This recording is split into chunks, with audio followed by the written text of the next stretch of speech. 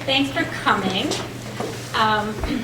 The Poetry Show is a signature program at Birchwood, and a signature program allows more depth and extended time so that students can really experience each subject authentically.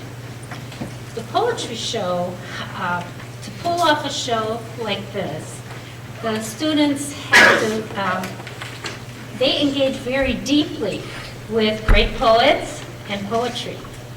And it takes an extended amount of time to learn how to bring each poem to life on the stage. And we've seen each child grow in the various ways. And we're incredibly proud. So as a reminder, bringing cell phones, crying babies, adults chattering can, affect the experience. So we appreciate your understanding on that. And then one more thing, one 8th grader became sick and couldn't come tonight. So the other 8th graders took on her lines just today. So if you hear a little stumble here or there, that child is a hero. All right, so we'll let the children, the kids, take it away. Ooh, somewhere over the rainbow, way up high, and the dreams that you dream of once in a lullaby.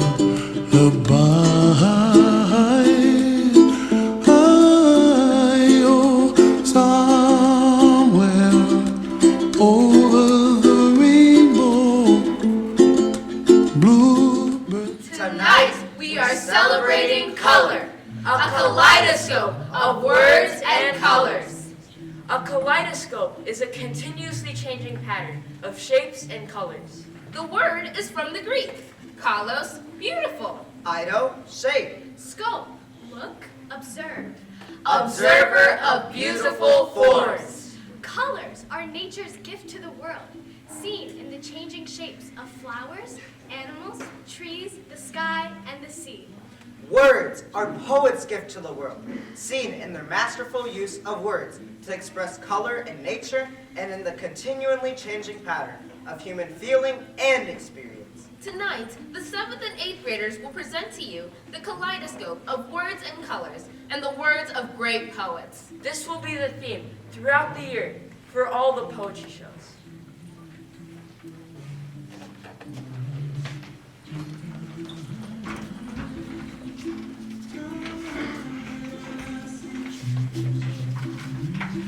The 8th graders will present the bold and symbolic color of red. The 7th graders will present the emotional and dreamy color of blue. The 6th graders will present the virtuous color of white. And the playful color of orange. The 5th graders will present the beautiful greens and pinks of sunrise and sunset.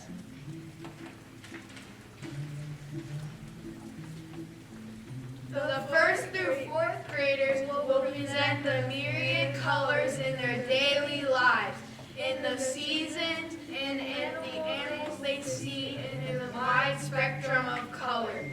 Deep in the sky, I also on the faces of people passing by. I see friends shaking hands, singing, "How do you do?" They really say, I love you. I hear babies cry and I watch them grow.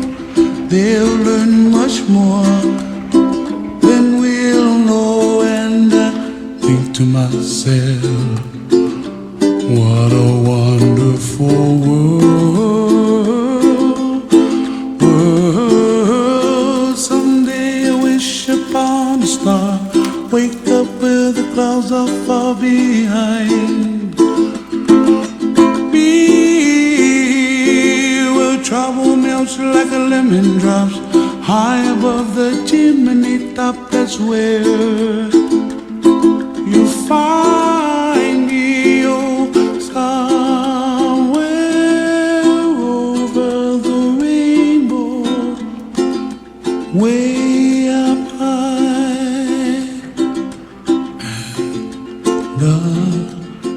Our presentation is a tribute to nature's stunning presentation of color, the rainbow. And to places somewhere beyond the rainbow where poets have taken us. Where colors combine in ever-changing combinations in our lives and dreams. A kaleidoscope of words and colors, our gift to you. Here comes blue.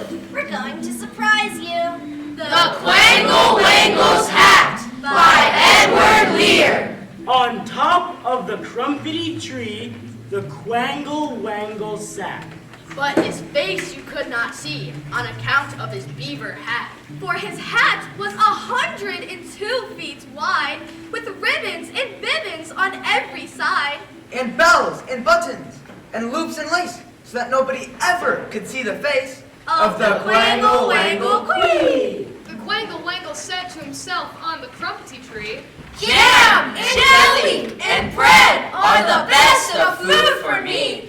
But the longer I live on this crumpety tree, the plainer than ever it seems to me that very few people come this way, and that life on the whole is far from gay. said the Quangle Wangle Queen.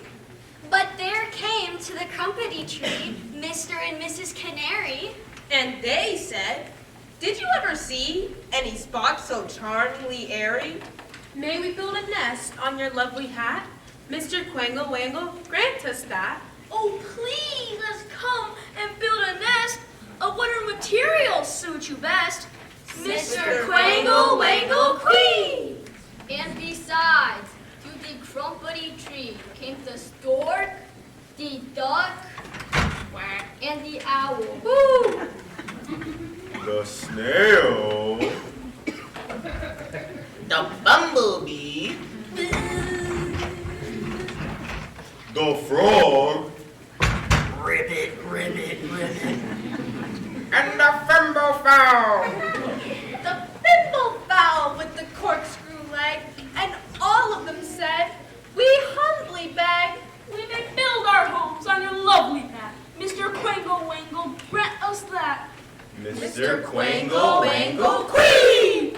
And the golden grouse came there, and the pobble, who has no toes, and the small Olympian bear, and on with a luminous nose, And the blue baboon who played the flute, and the orient calf from the land of Toot. and the atry squash and bisky bat, all came and built on a lovely hat. Of the Quangle Wangle Queen. The Quangle Wangle said to himself on the crumpety tree, When all these creatures move, what a wonderful noise there'll be! And at night, by the light of the mulberry moon, they danced to the flute of the blue baboon. On the broad green leaves of the crumpety tree, and all were as happy could be, with the Quangle Wangle Queen. food can bring up some sad and blue feelings. Indignance and Rebellion, Peas Porridge Not, by Douglas Florian. Peas porridge hot, peas porridge cold, peas porridge in the hot 9 days old.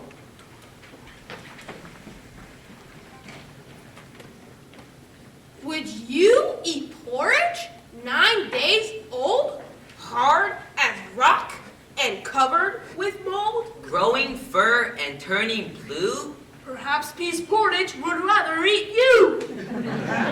Rage in Belinda Blue by Jack Prelutsky. Belinda Blue was furious. She fumed. I'm really mad. This is the worst experience that I've ever had. She beat her fist against the wall. She pounded on the floor. I am livid. She exploded. I'm bad as the car. She wrung her hands. She tore her hair. Her tantrum grew and grew. shrieked enraged Belinda Blue. She seemed to be beside herself. She raced around the room. She roared so loud that it heard a sonic boom. Her rage was unabated. It appeared she never quit. In fact, she seemed to savor every second of her fit. Belinda Blue created such an overwhelming scene because at lunch her mother said, "Please eat just one green bean." Blubbering Sorrow, The King's Breakfast by A.A. Mill. The king asked the queen, and the queen asked the dairymaid. Could we have the butter for the royal slice of bread? The queen asked the dairymaid. The dairymaid said, "Certainly. I'll go and tell the cow now, before he goes to bed." The dairymaid, she curtsied and went and told the orderly. Speaking of the butter for the royal slice of bread, The orderly said sleepily, You'd better tell His Majesty that many people nowadays enjoy marmalade instead. The dairymaid said, "Fancy," and went to Her Majesty. She curtsied to the queen, and she turned a little red. "Forgive me, Your Majesty, for taking off the liberty, but marmalade is tasty if it's very thickly spread."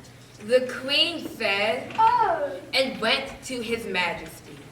speaking of the butter for the royal slice of bread, many people think that marmalade. Good. Would you like to try a bit of marmalade instead? The king said, Bulldog! and then he said, Oh, dearie me! the king saw, Oh, dearie me! and went back to bed. Nobody He whimpered. could call me a fussy man. I only want a little bit of butter for my bread. The queen said, There. and went to the dairymaid. The dairymaid said, There. and went to the shed. The cow said, There, I didn't really mean it.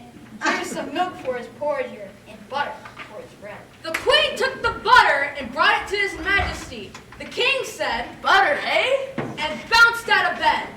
Nobody, he said as he kissed her tenderly. Nobody, he said as he slid down the banisters.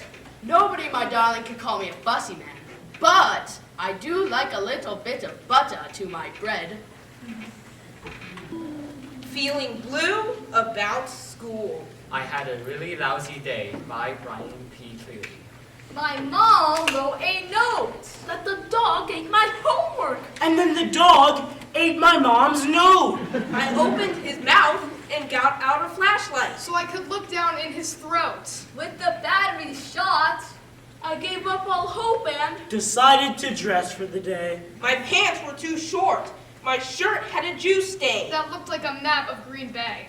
too late for breakfast, I scarfed down an apple. That had in it half a worm. Which might explain why it was so hard to chew. Food seemed to constantly squirm. The rain soaked me through, and a car almost hit me. It's amazing I'm still alive. I've had an incredibly terrible day. And it's only 8:45.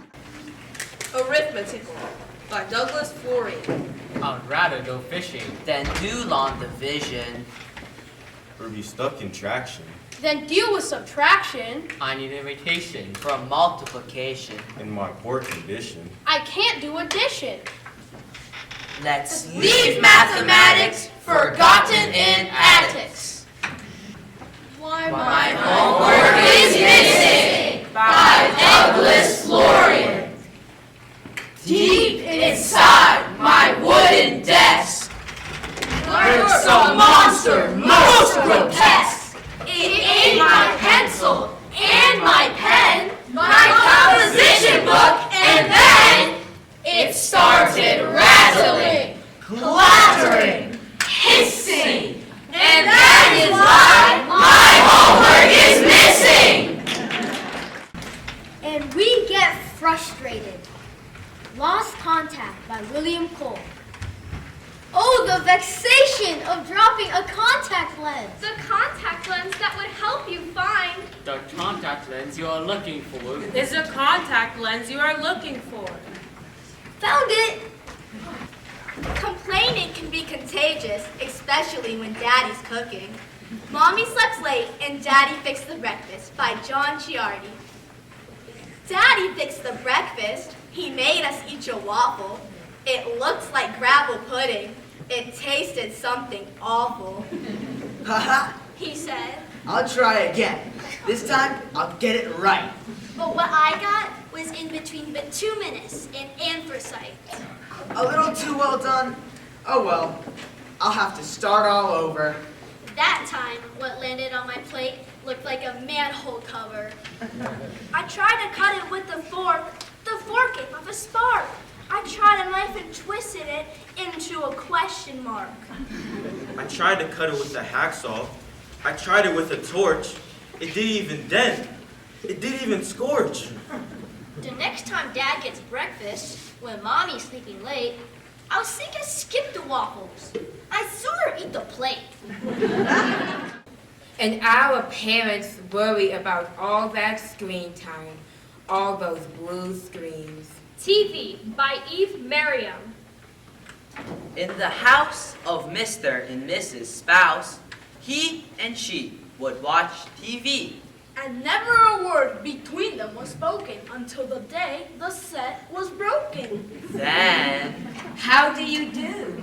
said he to she, I don't believe that we've met yet. Spouse is my name.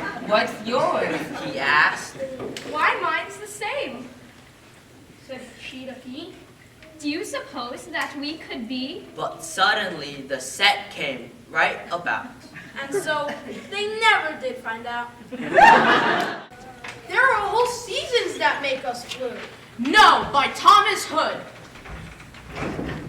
No sun. No moon. No more.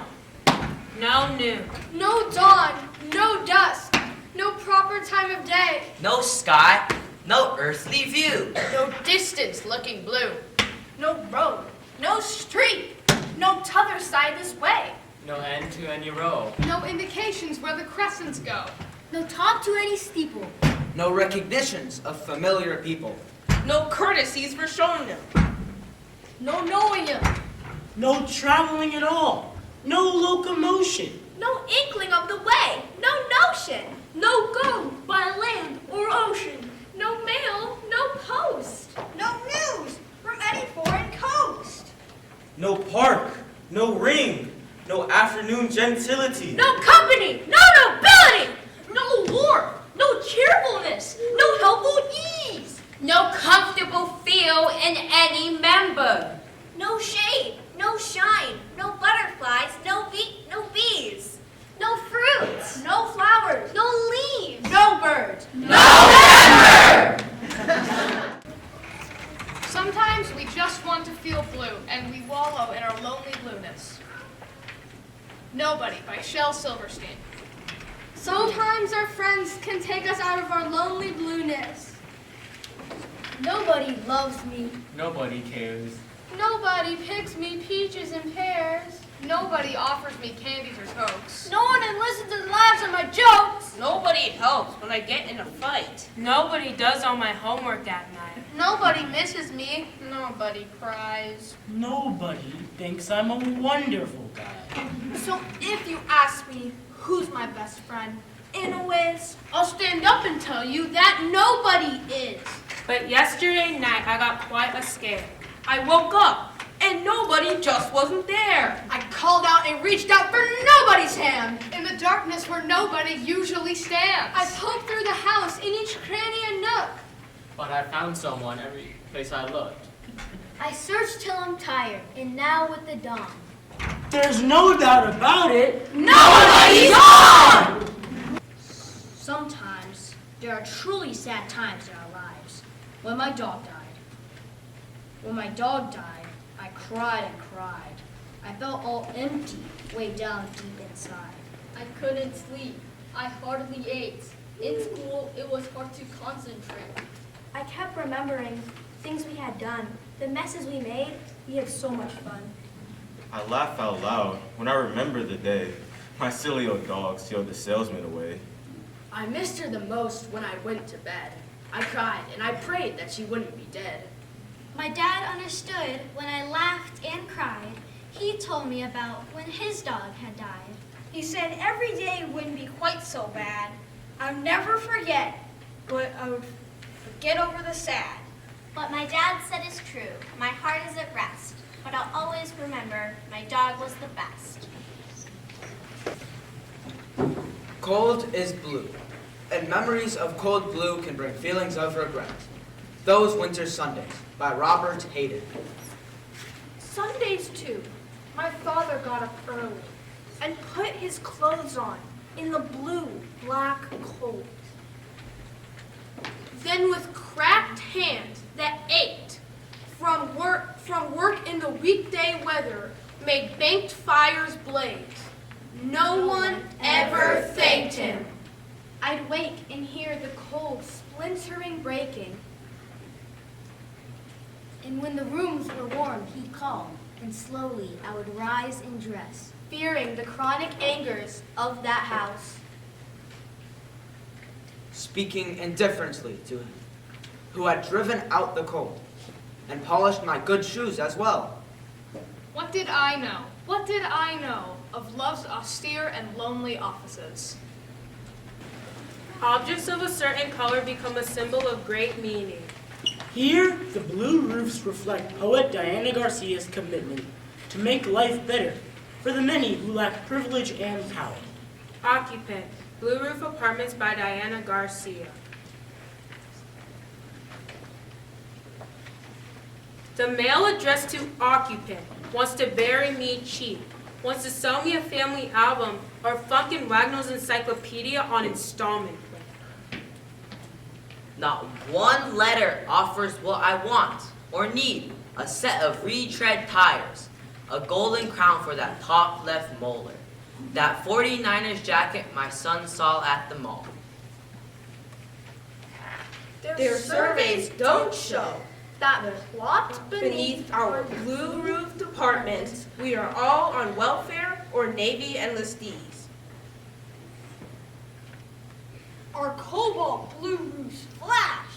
Here we are, the anonymous poor, a sea of misery stored in the city's largest housing complex. The apartment next door with understated brown roofs, security guard and pool is where we'll move when we get the next job. The next raise, the next big promotion, that next step up that guarantees us mail addressed to us by name. If we observe closely and be amazed at the beauty of blue in tiny life all around us. A Dragonfly by Eleanor Farjeon. When the heat of the summer made drowsy the land, a dragonfly came and sat on my hand. With its blue jointed body and wings like spun glass, it lit on my fingers as though they were grass. And we could be amazed by the majesty of an eagle high above us rimmed in the blue azure. No, The Eagle by Alfred Lord Tennyson. He clasps the crag with crooked hands, close to the sun in lonely lands. Ringed in the blue azure he stands. The wrinkled sea beneath him crawls as he watches from the mountain walls, and like a thunderbolt he falls.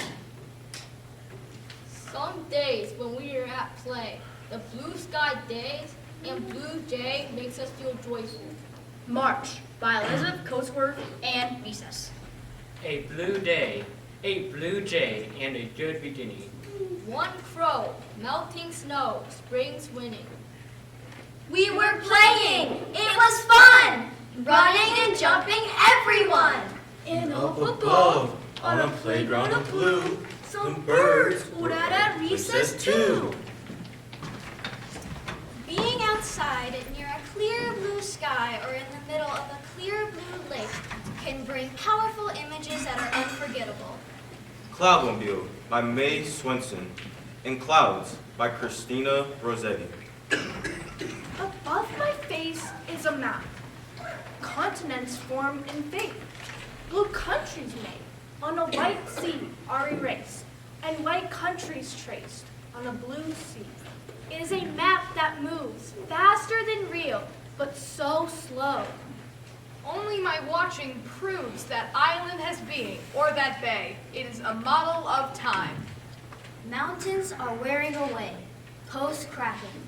The ocean spills over, the new hills leap into view, with river cuts of blue between them. This is the way with things are, with a stone or a star. This is the way things go, hard or soft, swift or slow.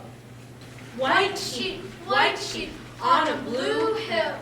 When the wind stops, you all stand still. When the wind blows, you walk away slow. White sheep, where do you go? If Once You Have Slept on an Island by Rachel Field. If once you have slept on an island, you'll never be quite the same. You may look as you looked the day before and go by the same old name. You may bustle around in a street and shop. You may sit at home and sew. You'll see blue waters and wheeling gulls wherever your feet may go. You may chat with the neighbors of this and that, and close to your fire keep. But you'll hear ship whistle and lighthouse bell, and tides will beat through your sleep. Oh, you won't know why, and you can't say how. Such change upon you came. But once you have slept on an island, you'll never be quite the same. Until I Saw the Sea by Lillian Moore. Until I saw the sea, I did not know that wind could wrinkle the water so. I never knew that the sun could splinter a whole sea of blue. Nor did I know before a sea breeze in and out upon a shore. In nature's great expanses of blue stretch on and on beyond our seeing and inspire us to dream. Dream Dust by Langston Hughes. Gather out of stardust, Earth dust, cloud dust, And splinters of hail. One handful of dream dust. not for sale. The Blue Between by Christine O'Connell George. Everyone watches clouds. Naming creatures they've seen. I see sky differently. I see the blue between. The blue woman tugging. Her stubborn cloud across the sky. The blue giraffe stretching. To nibble a cloud floating by. a pod of dancing dolphins. Cloud oceans, cargo ships. A boy twirling his cloud. Around a thin blue fingertip. In those smooth, wide places, I see a different scene. In those cloudless spaces, I see the blue between.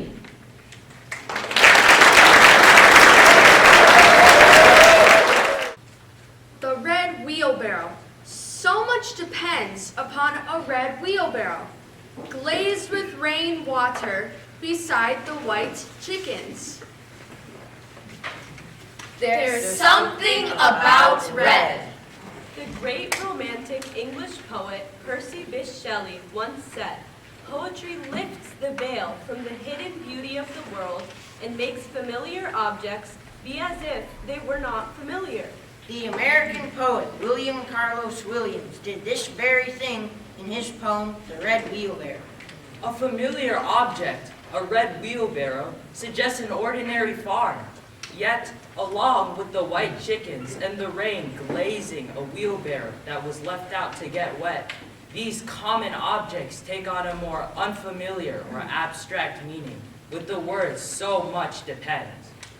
Maybe the small things mean great things. Maybe his family depended on his parents' hard work on the farm. Maybe all of life takes on much meaning in the simple everyday tasks we fulfill. Maybe so much of our life is taken up with small things, so we better make our days count. This great poem has been interpreted many different ways over the years. Poets use color to say great things. In this poem, so much depends upon Red. Simple objects stay in our mind and bring us profound memories. Let's try another poem. Remember all those mornings in your kitchen while food is cooking? It just takes one object to help you recall it all. In this poem by William J. Smith, it's a toaster. We're not going to show you a picture of this one. You'll have to envision it. Close your eyes and think about breakfast, your kitchen. Can you imagine a toaster? Now listen. A silver-scaled dragon with jaws, flaming red. Sits at my elbow and toasts my bread.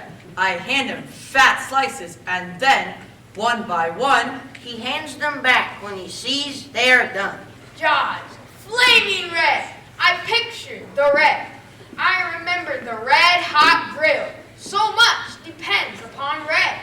And how many images do we have in our head of red objects during the holidays? The poet Edwin Morgan really made the point in his poem, The Computer's First Christmas Card, by using a repetitive style, rhyme, and wordplay.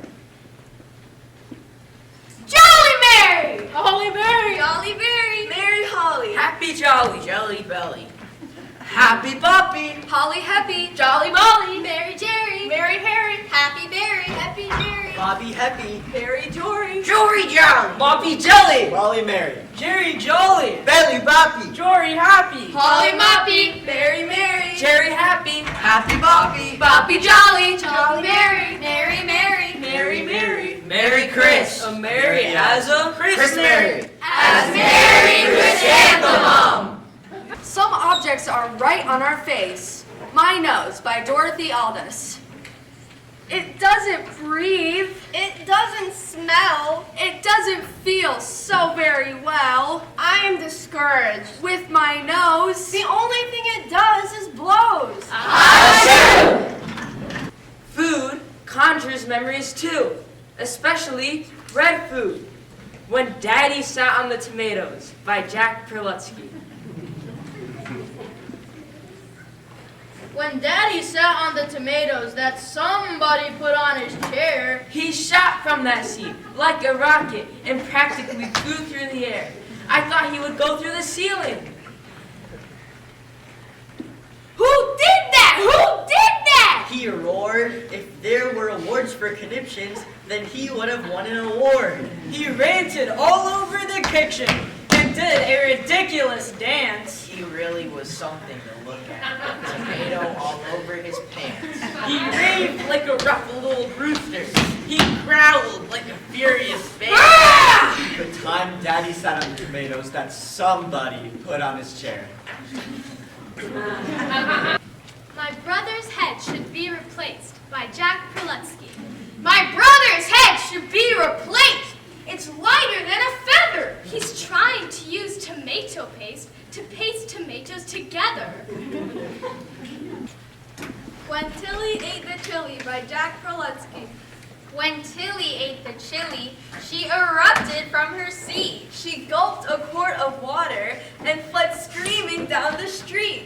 She coughed, she wheezed, she sputtered, she ran totally amok. She set a new world record as she raced around the block. Tilly's mouth was full of fire. Tilly's eyes were red with tears. She was smoking from her nostrils. She was steaming from her ears. She cooled off an hour later, showing perfect self-control as she said, What tasty chili. I should like another bowl. Spaghetti by Frank Flynn. A plate heaped high with spaghetti, All covered with tomato sauce is just about my favorite meal. It looks just like a gigantic heap of steaming, tangled, Mixed up. Twizzled. twisted, wound up, woozled words. I like picking them up one at a time, swallowing them slowly head first. Until the tail flips across my cheek. Before finally wriggling down my throat. But best of all, when I've finished eating, I go and look in a mirror. Because the tomato sauce Smeared around my mouth makes me look like a clown. Yellow Butter by Mary Ann Hoberman. Yellow butter, purple jelly, red jam, black bread. Spread it thick, say it quick. Yellow butter, purple jelly, red jam, black bread. Spread it thicker, say it quicker. Yellow butter, purple jelly, red jam, black bread. Now repeat it while you eat it. Don't talk with your mouth full. Red is the color of emotions. Anger, embarrassment, outrage, humiliation. In Roald Dahl's famous book, James and the Giant Peach, two characters display all these emotions in 4 short verses. Watch Aunt Sponge and Aunt Spiker. Do you see outrage or do you see embarrassment? I look and smell, Aunt Sponge declared, as lovely as a rose. Just feast your eyes upon my face. Observe my shapely nose. Behold my heavenly silky locks. And if I take off both my socks, you'll see my dainty toes. But don't forget, Aunt Spiker cried, how much your tummy shows. Aunt Sponge went red, Aunt Spiker said. My sweet, for you cannot win. Behold my gorgeous curvy shape. My teeth, my charming grin. Oh, how I adore my radiant looks. But please ignore the pimple on my chin.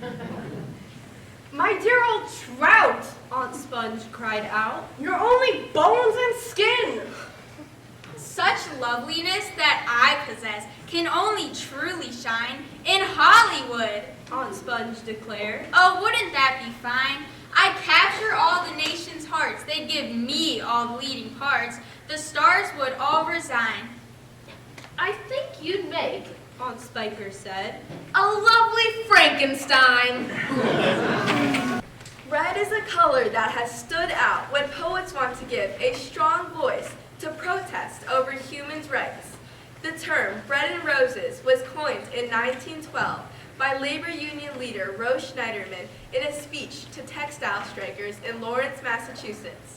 What the woman who labors wants is the right to live, not simply exist. The right to life as the rich woman has the right to life, and the sun and music and art. You have nothing that the humblest worker has not a right to have also. The worker must have bread, but she must have roses too. Help you, woman of privilege, give her the ballot to fight with. Inspired by this speech, James Oppenheim wrote the poem Bread and Roses, which came to be associated with the Lawrence strikes so closely that it is commonly referred to as the Bread and Roses strike. Those workers won, and the song became a popular protest song. As we come marching, marching in the beauty of the day, a million darkened kitchens, 1,000 mill-lofts gray, are touched with all the radiance that a sudden sun discloses. For the people hear us singing, bread and roses, bread and roses. As we come marching, marching, we battle too for men, for they are women's children, and we mother them again. Our lives shall not be sweated from birth until life closes. Hearts starve as well as bodies. Give us bread, but give us roses. As we come marching, marching, unnumbered women dead, go crying through our singing, their ancient cry for bread. Small art and love and beauty, their judging spirits knew. Yes, it is bread we fight for, but we fight for roses too. As we come marching, marching, we bring the greater days. the rising of the women means the rising of the race. No more the drudge and idler tend that toil where one reposes, but a sharing of life's glories. Bread and roses, bread and roses. Paul Laurence Dunbar uses red in his poems, which cries for rights and equality. Dunbar was one of the first African-American poets to gain national recognition. His parents were freed slaves from Kentucky. In his poem, Sympathy, the blood of a caged bird portrays the anguished freedom denial. Sympathy. I know what the caged bird feels, alas, when the sun is bright on the upland slopes, when the wind stirs soft through the springing grass, and the river flows like a stream of glass, when the first bird sings and the first bud opes, and its faint perfume from its chalice steals. I know what the caged bird feels. I know why the caged bird beats his wings till his blood is red on the cruel bars, for he must fly back to his perch and cling. When he fain would be on the bough a swing, and a pain still throbs in the old scars, and they pulse again with the keener sting. I know why he beats his wing. I know why the caged bird sings, ah me, when his wing is bruised and his bosom sore, when he beats his bars and he would be free. It is not a carol of joy or glee, but a prayer that he sends from his heart's deep core, but a plea that upward to heaven he flings. I know why the caged bird sings. In Dunbar's poem, we wear the mask. The bleeding hearts are symbols of the inner suffering, hidden behind the smile, that had to be faced in submission to racism. We wear the mask that grins and lies. It hides our cheeks and shades our eyes. This debt we pay to human guile. With torn and bleeding hearts we smile, and mouth with myriad subtleties. Why should the world be overwise in counting all our tears and sighs? Nay, let them only see us while we wear the mask.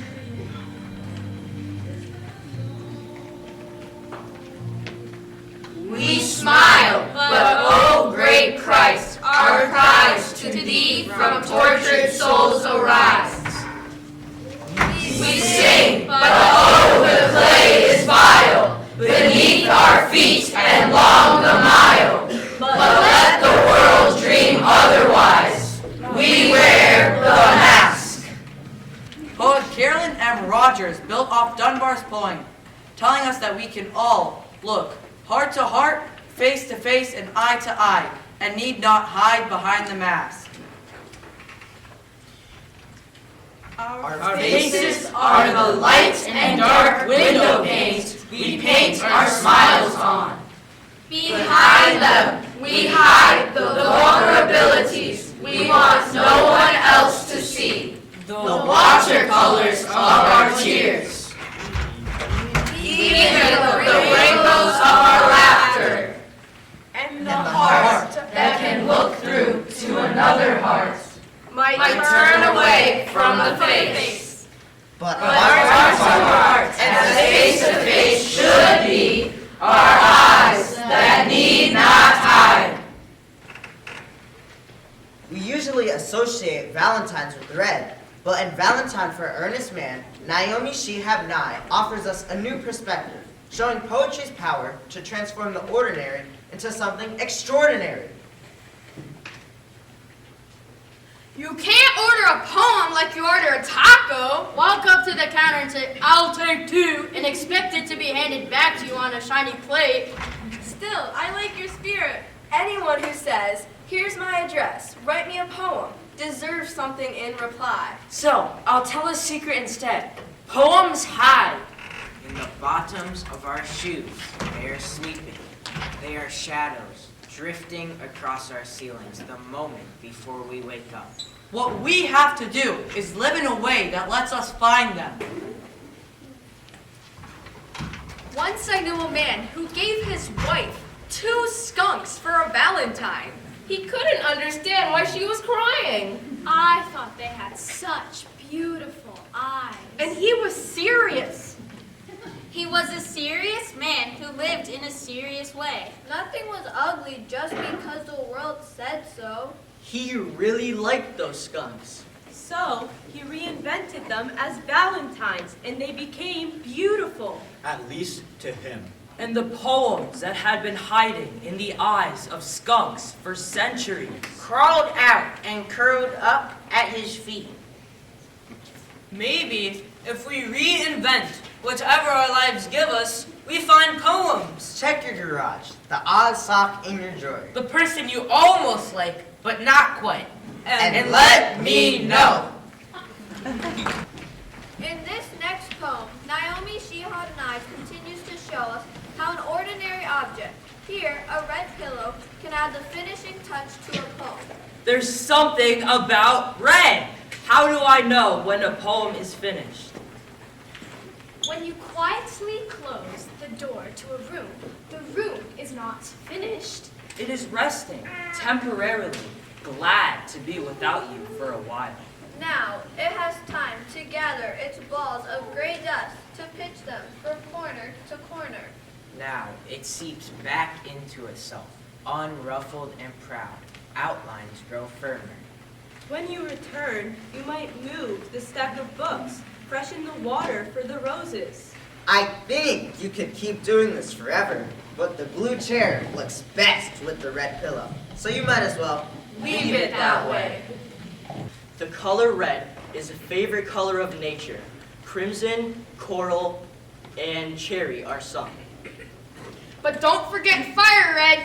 Using simile and metaphor, Christina Rossetti shows the hidden powers of flint in her poem, Flint. An emerald is as green as grass, a ruby red as blood, and a sapphire shines as blue as heaven. A flint lies in the mud. A diamond is a brilliant stone to catch the world's desire. An opal holds a fiery spark, but a flint holds fire. But what about the trees? No one can deny the striking red of autumn. Harvest Home by Arthur Guiterman. The maples flare among the spruces. The bursting foxgrape spills its juices. The gentians lift their sapphire fringes on roadways rich with golden tinges. The waddling woodchucks fill their hamper. The deer mouse runs, the chipmunk scampers. The squirrels scurry, not stopping, for all they hear is apples dropping. Walnuts plumbing faster and faster. The bee weighs down its purple aster. Yes, hive your honey, little hummer. The woods are waving. Farewell, summer. Now we follow the crimson leaves into the last waltz by Robert Newton Peck. October, October, how red is your gown, as you gracefully waltz with your coppery crown. Foliage, foliage, dancing the hall of autumn's grand ballroom, waltzing in fall. Orchestra, orchestra, wind in your hair, blowing your bugles of brass in the air. November, November, blankets the floor. The last waltz of crimson is waltzing no more. And animals that wear red really catch our eye. The Chipmunk Stay by Randall Gerald. In and out the bushes, up the ivy, into the hole. By the old oak stump, the chipmunk flashes up the pole. To the feeder full of feet, he dashes, stuffs his cheeks. The chickadee and titmouse scold him. Down he streaks. Red as the leaves, the wind blows past the maple. Striped like a skunk, red as a fox. The chipmunk whistles past the love seats, past the mailbox. Down the path, home to his warm hole, stuffed with sweet things to eat, neat and slight and shining.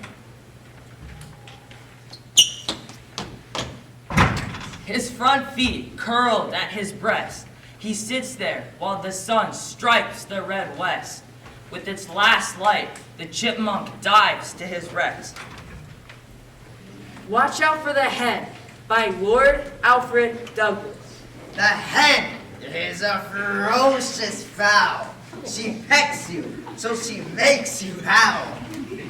And all the time, she flaps her wings and says the most insulting things. And when you try to take her eggs, she bites large pieces from your legs. The only safe way to get these is to creep on your hands and your knees. In the meanwhile, a friend must hide and jump to the other side.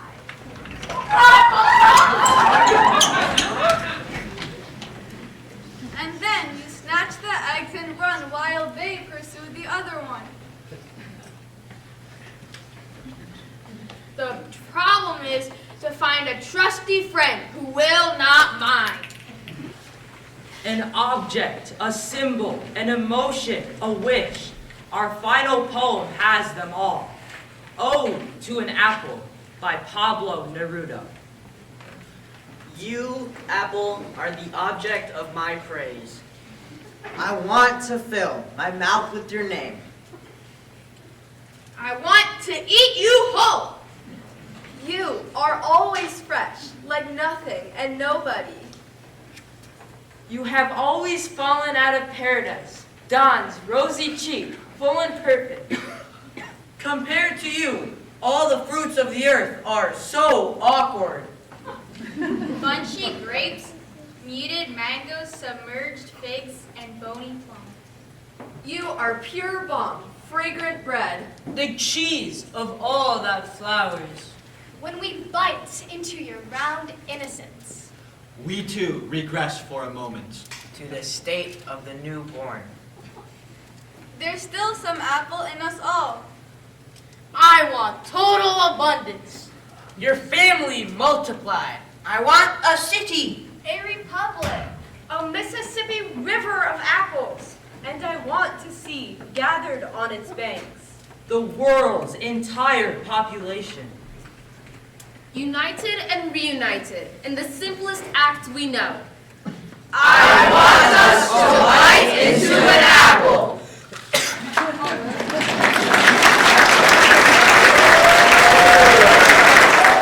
We wanted to take this moment to thank our wonderful teachers who have helped us through our process in learning the poetry show.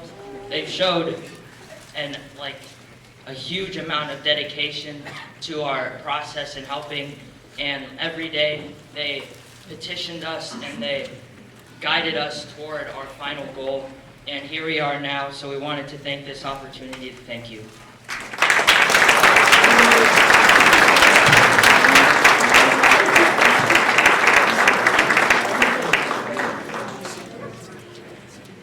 Thank you to Mrs. Graham for her spirit. She's very nice. I really enjoy having her as a teacher.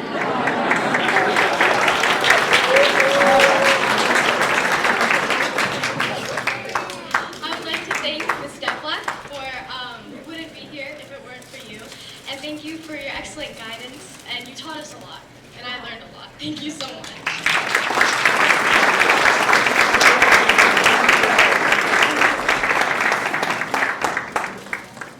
And finally, we have Mrs. Owen, who's always showed a dedication and persistence into helping us reach our goal.